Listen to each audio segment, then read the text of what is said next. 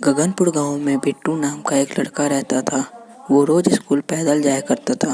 School बहुत दूर था, इसीलिए वो जंगल के रास्ते से जाया करता था। एक दिन, पिताजी मुझे एक साइकिल खरीद के दो ना, मेरे सारे दोस्त स्कूल साइकिल से जाते हैं, प्लीज़ मुझे ना मत कहना। हाँ बेटा, मैं तुम्हारी मजबूरी समझ सकता हूँ, पर मैं भी क्या कर सकता हूँ, मैं बहुत मजबूर हूँ। जैसे तैसे तुम लोगों को 2 वक्त का खाना खिलाता हूँ। तो पिताजी मैं क्या करूँ? अच्छा ठीक है, मैं हर महीने थोड़े थोड़े पैसे बचाऊंगा और अगले साल तुम्हें साइकिल दिला दूंगा। क्या अगले साल? तब तक क्या मैं पैदल जाऊं? एक दिन बिट्टू जंगलों के रास्ते से अपने घर आ रहा था। उसे रास्ते में एक साधु मिले।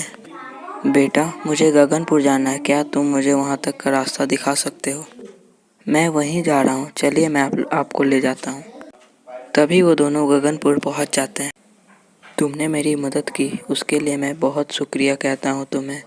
कहो तुम्हें क्या चाहिए? मेरा स्कूल मेरे घर से बहुत दूर है, मुझे जंगलों के रास्ते से जाना पड़ता है, मुझे एक साइकिल दे दीजिए। बस इतनी सी बात, मैं तुम्हें साइकिल नहीं जादुई बाइक दूंगा जो खुद से चलेगी। बस तुम्हें बताना होगा कि मुझे कहाँ जाना है। लेकिन हाँ, अगर उसका उपयोग तुम अगर अपने स्वार्थ के लिए करोगे तो वो गायब हो जाएगी। साधु ने मन में मंत्र पढ़ा और हवा में हाथ हिलाया और एक बाइक प्रकट हो गई। बिट्टू बहुत खुश हुआ, वो साधु को प्रणाम किया और साधु चले गए। बिट्टू खुशी से अपने बाइक पर बैठा और बोला, जादुई बाइक मुझे मेरे घर ले चलो।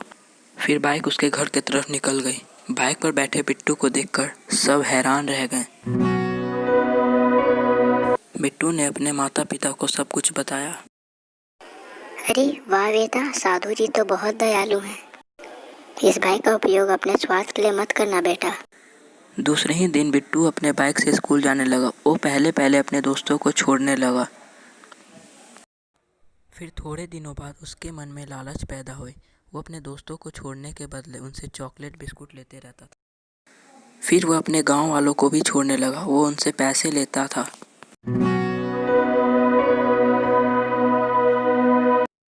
ऐसे ही वो सबसे पैसे लेता रहता था। एक दिन वो अपने बाइक से कह रहा था, जादुई बाइक मुझे मेरे स्कूल ले चलो।